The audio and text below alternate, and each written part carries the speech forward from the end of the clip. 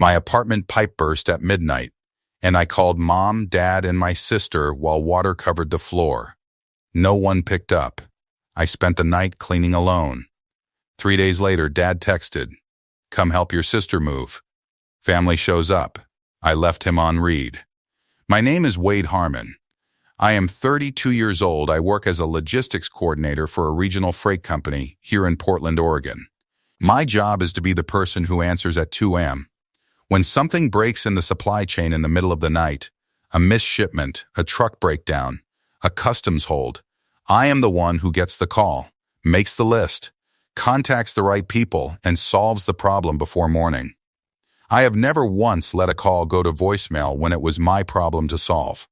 My family is not aware of this about me, or if they are, they have decided it does not apply to them. I should tell you about the Harmons before I tell you about the rest of that night. My father, Charles, is 58 years old. He is the kind of man who gives speeches at dinner tables. Not formal speeches, the informal kind. The kind that arrive between the main course and dessert, usually when someone has done something worth acknowledging. He would stand up slightly, raise his glass slightly, and say something about family. He had a way of making the speech feel sincere every time, even though by the time I was 25, I could have written it for him. His favorite sentence, the one he had been saying since I was old enough to remember dinner tables, was this: "Family shows up." He said it at April's high school graduation dinner, at the Italian place in Sacramento where the tables were too close together. He said it at her college send-off dinner, at the barbecue in the backyard that Donna had organized for 3 weeks. He said it when April got her first apartment and when she changed jobs, and when she moved to Portland 4 years after I did, and he and my mother drove up from Sacramento to help her unpack. That last one I want to linger on for a moment. When April moved to Portland, Charles and Donna made the 10-hour drive on a Friday, helped her unpack through the weekend, and drove back on Sunday. I was living 20 minutes from April's new apartment. I attended. I carried boxes for 8 hours on Saturday. I bought April a bottle of wine and a plant for her windowsill. Charles gave the speech at dinner that Saturday night. He stood up from his chair at the restaurant and raised his glass and said, "This is what family does. This is what we do. We show up." I raised my glass. I drank. Nobody said anything about the fact that I had shown up too. My mother, Donna, is 55. She is the person who makes sure Charles's speeches have an audience. She arranges the dinners, the visits, the gatherings, the texts to confirm arrival times, the reservations. She does all of this with a specific attention to April's calendar that I recognized in my early 20s as the North Star of the family's scheduling. If April was available, the event happened. If I was unavailable, it was rescheduled. If we were both unavailable, April's conflict was the one that resolved first. This was not malicious. I want to be precise about that, because the story is not about malice. Donna loved me. She called on my birthday. She texted when she saw something she thought I'd like. She sent the same Christmas card she sent April. But she arranged the world around April. And when you arrange the world around one person, everyone else in the family learns their position in relation to that person.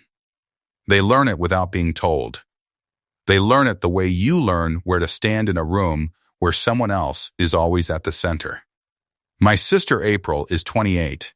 She has been, in the family's accounting, the one who needed more support, more attention, more showing up. This was established early and not revisited. April had a harder time in school. April had a harder time with friendships.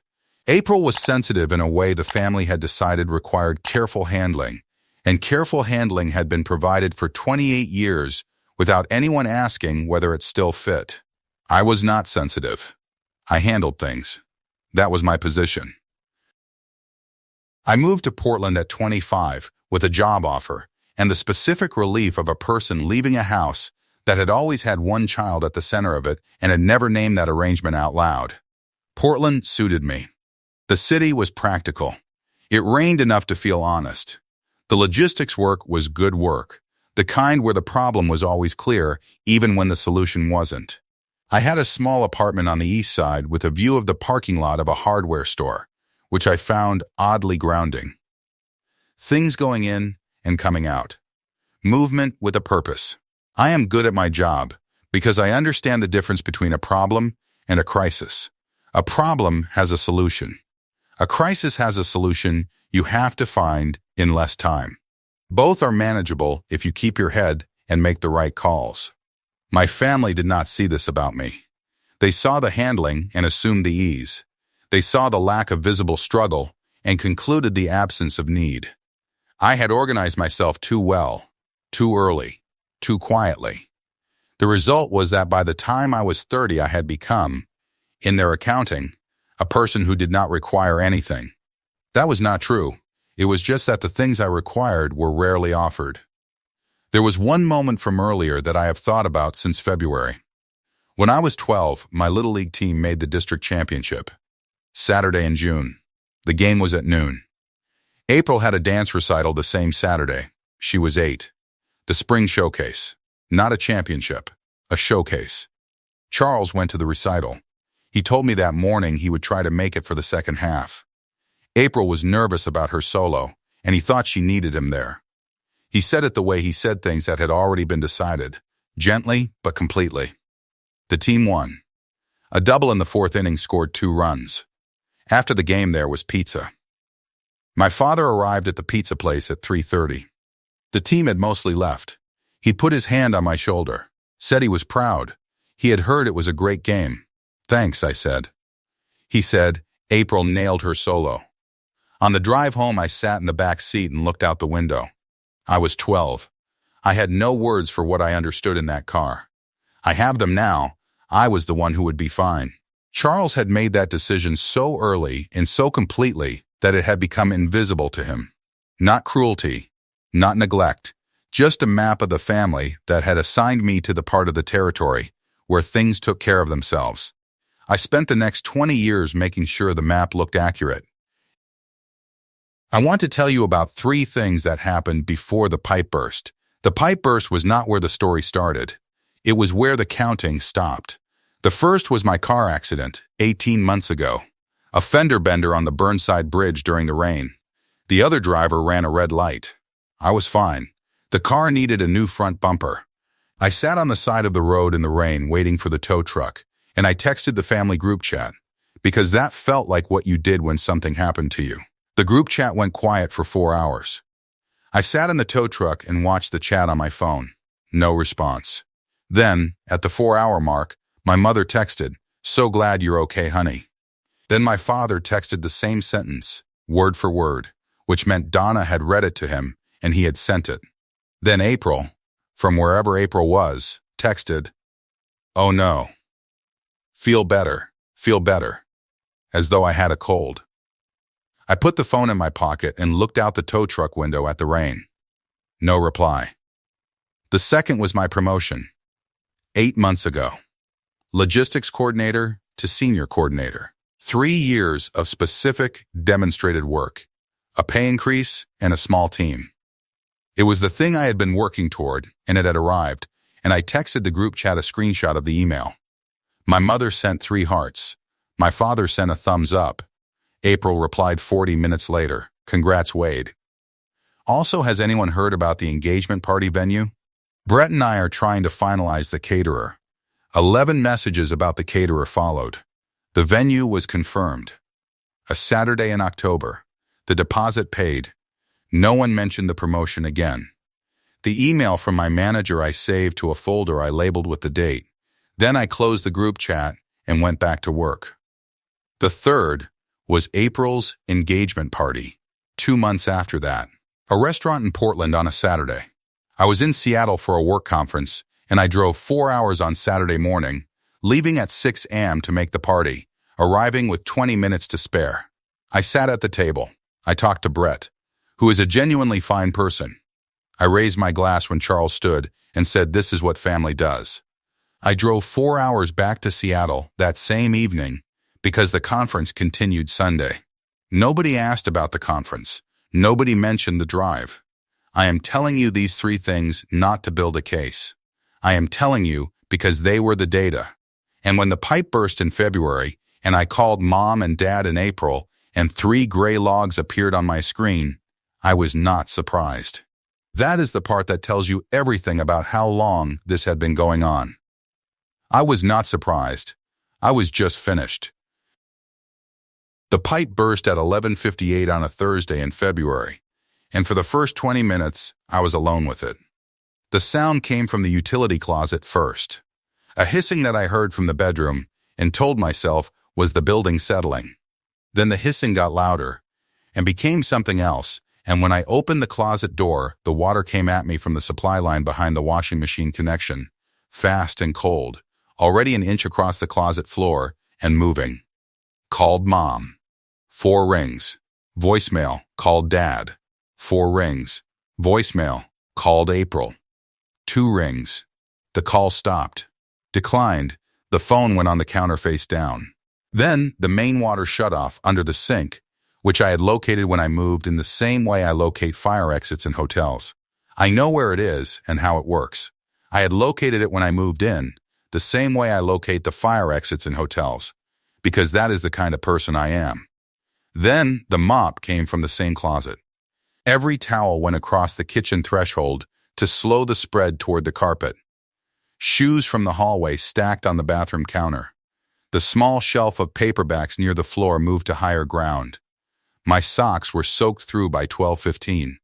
The work was not complicated. It was just continuous. Mop, ring, mop. The water kept coming from the cracked supply line faster than I could move it. The linoleum in the utility closet was lifting at the edge nearest the door. I could hear the building settling in its usual way above the sound of the water, which told me the neighbors were not awake. At 12:47 a.m., someone knocked on my door. Jerome Waters lives 2 doors down. He is 43, runs a small tile and flooring business, and keeps odd hours because the wholesale suppliers he buys from open at 5. He had heard the water through the wall, he said.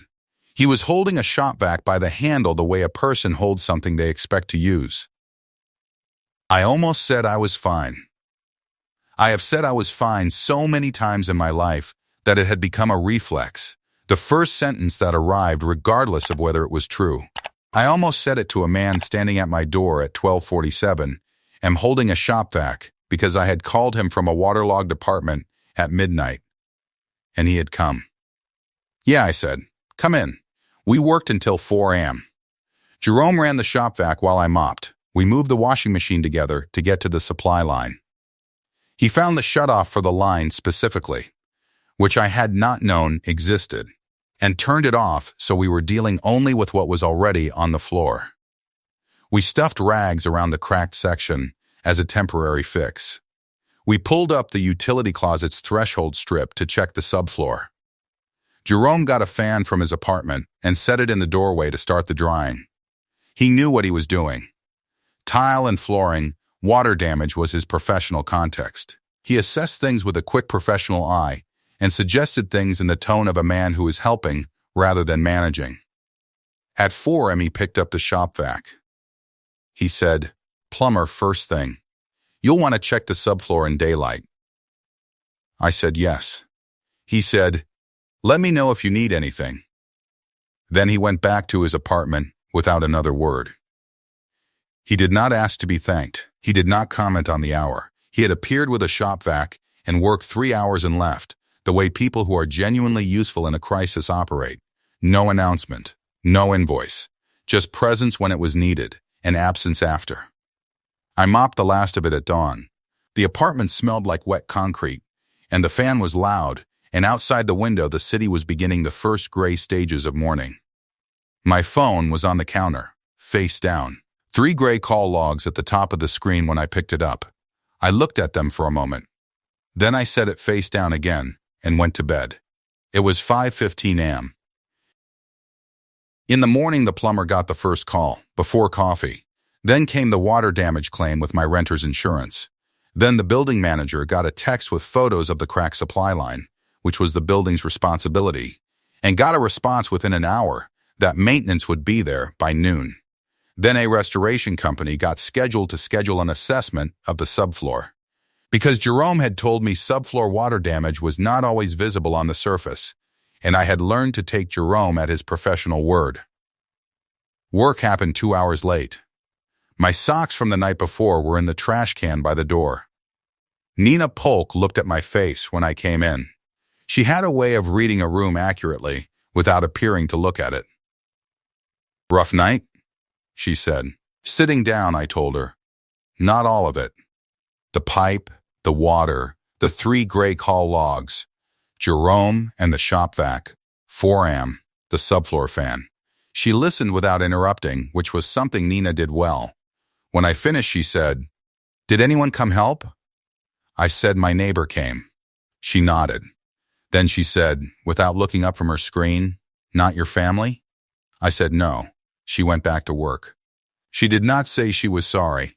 She did not say families were complicated, or that I shouldn't take it personally, or that I should call them again and explain. She just went back to her work, and 15 minutes later she set a coffee on my desk, the kind I actually drink, and said nothing about it. That was the right thing. Jerome texted at noon, "Floor okay?" I texted back, "Yeah. Thank you." That was the first time in 3 days anyone who was not being paid to help me had asked how I was doing. I read it twice before putting the phone away. It was not a large thing, that text. 4 words, but it was addressed to the right thing, which was the floor okay? Not "I hope everything is sorted or let me know if you need anything." Was the floor okay? The specific thing that had needed to be okay. I had not known how much that specificity would matter until it arrived. The 3 days between the pipe burst and the Sunday text were quiet in a way that felt like information. The plumber came Friday morning and fixed the supply line properly. The restoration company came that afternoon and confirmed the subfloor had taken on some moisture, but caught it early enough that replacement was not necessary. The building manager arranged for a dehumidifier to run over the weekend. I filed the paperwork with the insurance company that evening, the kind of filing that takes 2 hours if you have organized records, which I do. By Saturday, the apartment was dry and functional.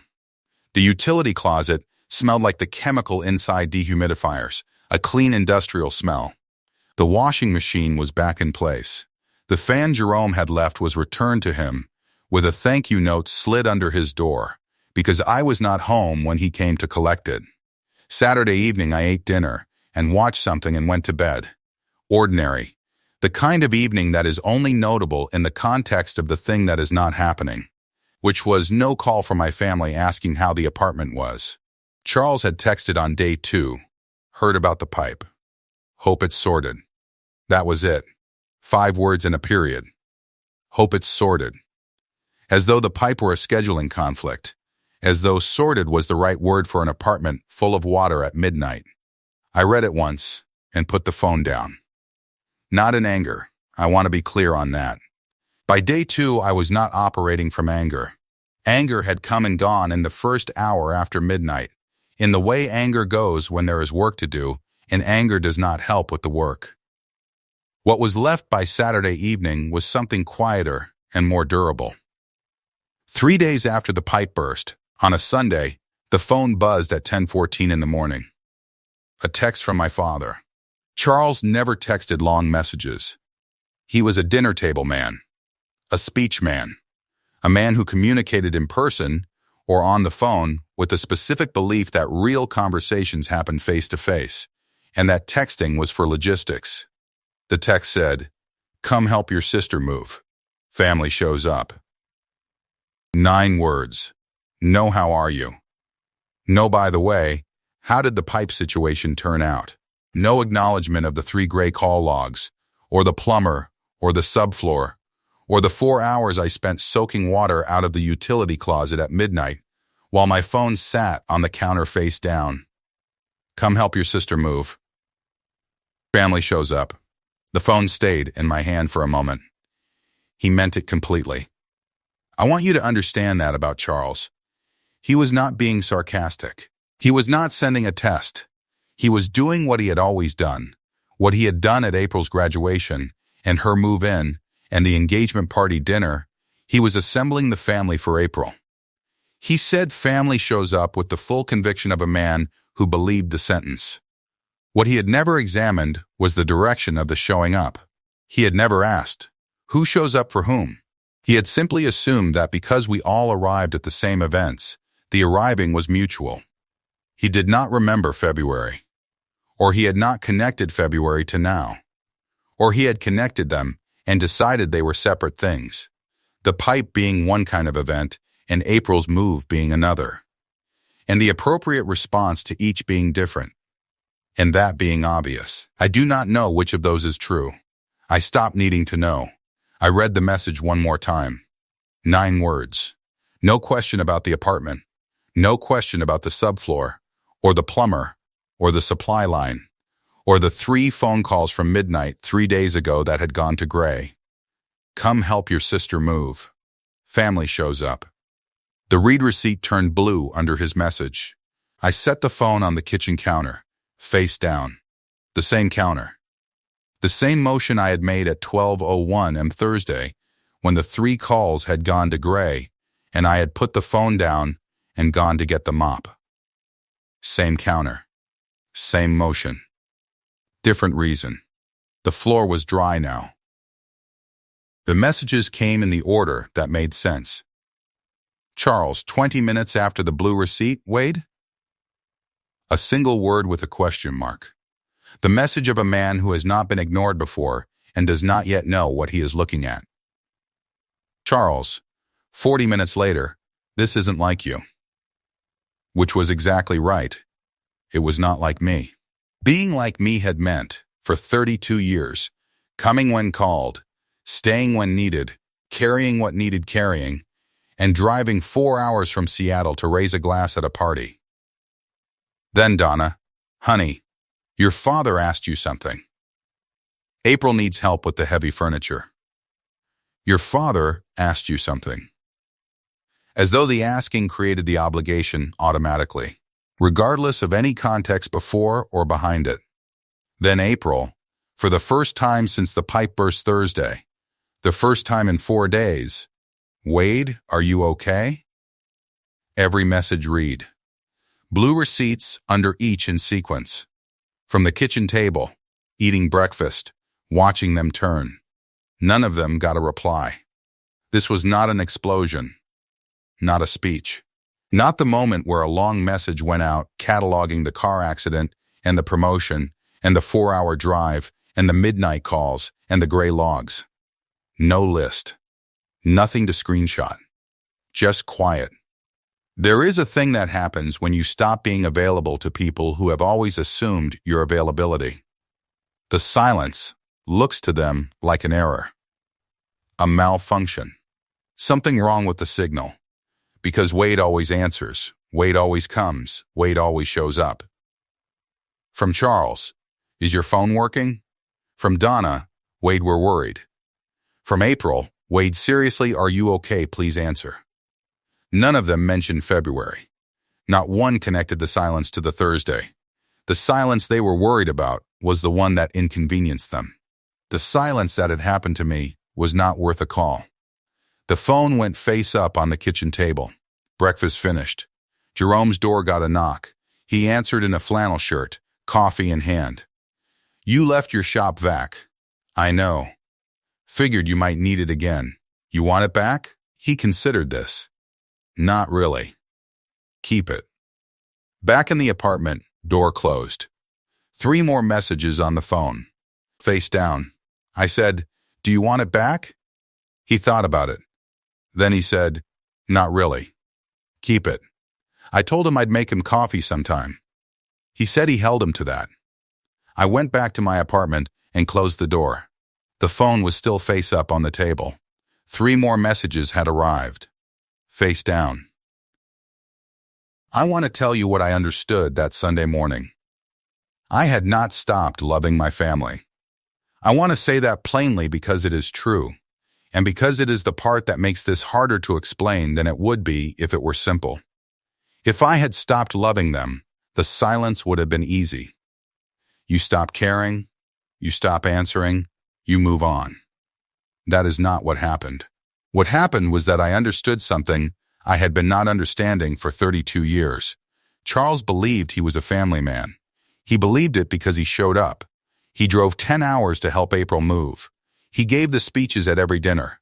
He made the reservations. He said family shows up so often and so consistently that it had become his identity.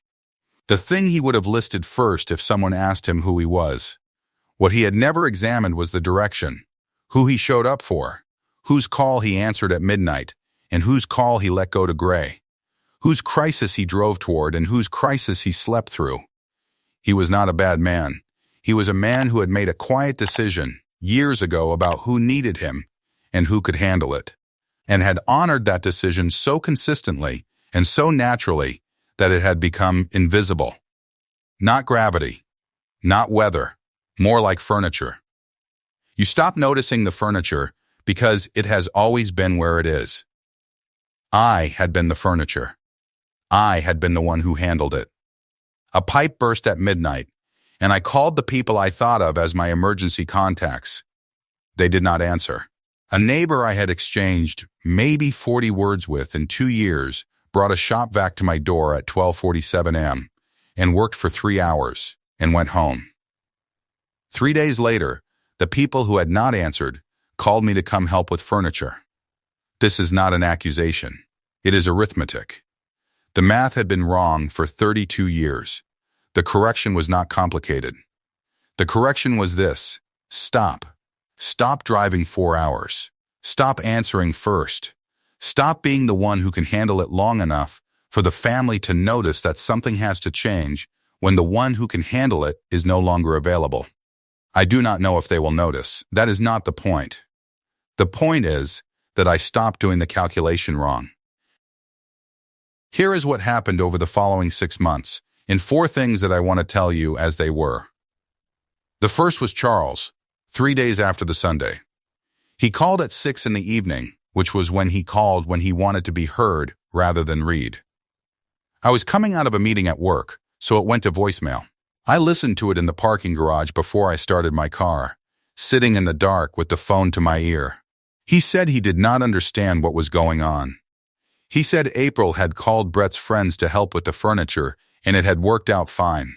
He said he was concerned because this was not like me, and he wanted to know if something was wrong, and could I call him back. He did not mention a Thursday at midnight. He did not mention 3 phone calls going to gray. He did not mention February. He had been worried about me for 3 days, and he had not connected the silence to the last time I had needed something from this family. I sat with that in the parking garage for a few minutes. The concrete around me. The sound of another car leaving a few levels up. I put the phone in my bag and drove home. The second happened a month later. Donna texted me separately, outside the group chat. She said she wanted me to know she was not upset with me, just worried, and that whatever was going on, she hoped I knew they were there for me. She said they're the way people say they're when they believe it and have never had reason to examine whether it is true. I thought about writing back for 20 minutes. I had 17 different responses drafted in my head. Some were long. Some were one sentence. None of them said anything the silence hadn't already said more clearly. I put the phone down and made dinner. The third was April.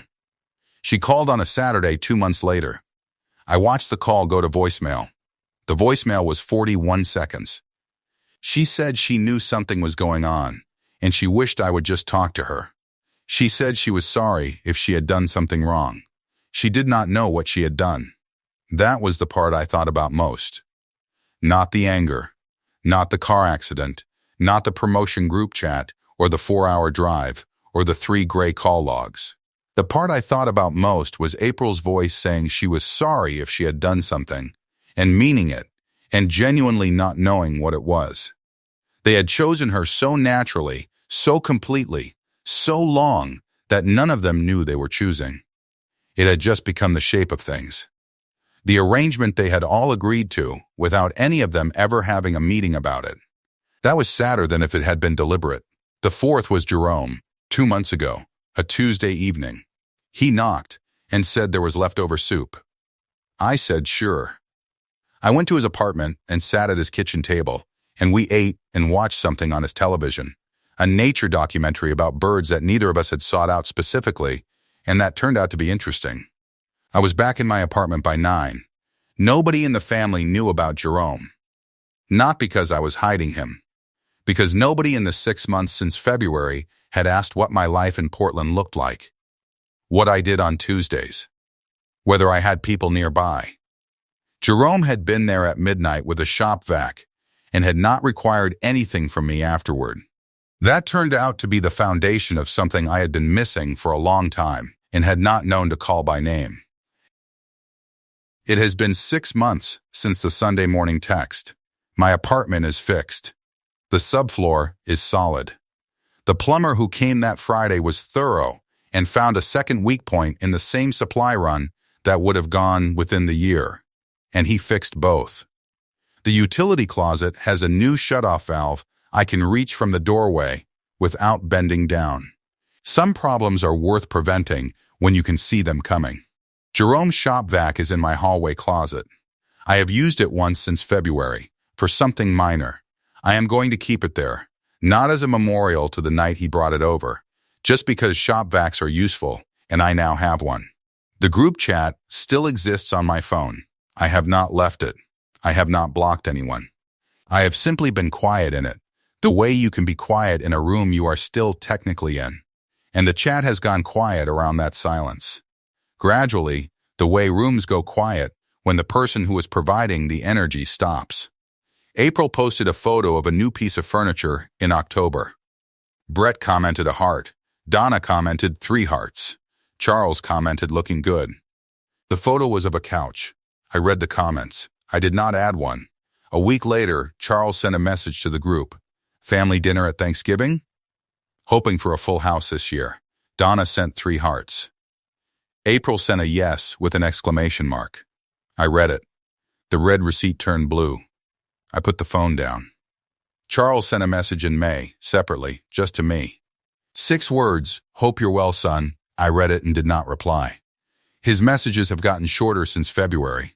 They used to be long when they were coordinating April's events or asking me to show up for something. Now they are 6 words and a period. This is not something I feel glad about. I want to be precise about this because it would be easy to read the shortening messages as a win, as evidence that the silence worked, that the family finally understood the shape of what they had done. I do not think they understand it. I think Charles's messages are shorter because he does not know what to say to a son who has stopped responding. And a man who built his identity on speeches does not have a script for that. The shortening is not a victory. It is just the shape of what happens when a man who has been giving speeches to an audience for 30 years runs out of audience. My mother sent a Christmas card. Before that, in the weeks after the Sunday text, Charles's messages in the separate thread came in decreasing frequency. 1 a week for the first month, then 1 every 2 weeks. In September, 1 message, hope work is going well. In October, the Thanksgiving message in the group chat. In November, nothing for 3 weeks. And then, thinking of you. Thinking of you. A sentence that costs nothing to send and lands without needing a response. I read it and put the phone down. His messages had gotten shorter. 6 words, 4 words, 3 words, and a period. This is not something I feel glad about. The shortening is not evidence that the silence worked. It is just what happens when the person who used to always show up stops being available, and the people who assume that presence have to adjust to its absence without fully understanding what changed or why. They are still adjusting. So am I. My mother sent a Christmas card. Inside she wrote that she loved me and that the door was always open. She writes this every year. This year the sentence landed differently than it used to. I understood, reading it at my kitchen table, that the door she was referring to was theirs. She was not asking about access to me. She was offering access to them, which she assumed I still wanted. I put the card on the refrigerator, not as a symbol. I just needed something on the refrigerator, and this was what arrived. Last Tuesday, Jerome knocked again. It was a Tuesday evening in October, the kind Portland does well. Not raining yet, but smelling like it will. The air sharp and the streetlight on early. He said he had made too much coffee. The same thing he says sometimes when he has made a normal amount of coffee and wants company. Which is a thing I have come to understand about Jerome over the past few months. He is not a man who says what he means, when what he means is, I thought you might want to talk to someone tonight. I got the mug with the chip on the handle from the cabinet. The one I keep meaning to throw away and keep not throwing away because the chip does not affect the coffee and the mug holds exactly the right amount. He filled it, and we stood in the hallway for a few minutes, saying very little. There is a particular ease in Jerome's company that I have been trying to understand, because it is different from other kinds of ease I have known. It is not the ease of people who know each other well and have built a shared history. We do not have much shared history. He brought a shop vac one night in February. We have eaten soup together. We have stood in the hallway with coffee. What I think it is, what I have landed on after 6 months of trying to name it, is this. Jerome does not need anything from me that I have not offered. He knocked on my door the first time because he heard water and had a shop vac, and that was the whole calculation. He has knocked since because he has too much coffee or too much soup, or because he noticed my light was on. He asks if I am okay the way a person asks when they actually want to know the answer. He said it Tuesday, you seem good. I said I was getting there. He nodded. He went back to his apartment. I set the coffee on the counter and stood at the window. February had ended. March had ended. The spring rain had come and dried, and now it was fall, which is the most honest season in Portland, everything releasing what it was and not yet knowing what it would become. I had not answered my father's text. The letter had not been composed, I thought about for 3 weeks in March, the one that laid everything out in order. The car accident, the promotion, the 4-hour drive, the engagement party speech, the 3 gray call logs at midnight in February. I thought about sending it for a long time. I decided not to. Not because I was afraid of what it would start, because I understood finally that everyone in that family already knew. They knew Thursday night had happened. They knew where their phones were. They had made a choice, the quiet kind, the kind people make when they are warm and asleep and a problem calls and they decide it will still be there in the morning. The problem was still here. But so was I. And for the first time in 32 years, those two things were on the same side. If this one landed where I think it landed, you don't need me to explain it. You have been the one who showed up. You drove the 4 hours. You stayed the extra hour. You carried the extra box. You said yes when you wanted to say no because you believed that was what family did. And you believed it the way a person believes something that has never been tested against the alternative. Then, one night, the water came through the ceiling and you found out what family actually did. Not what they said. Not what they believed about themselves. What they did. The phone rang and went to gray. And a neighbor you barely knew came to the door with a shop vac. The read receipt is not revenge. It is information.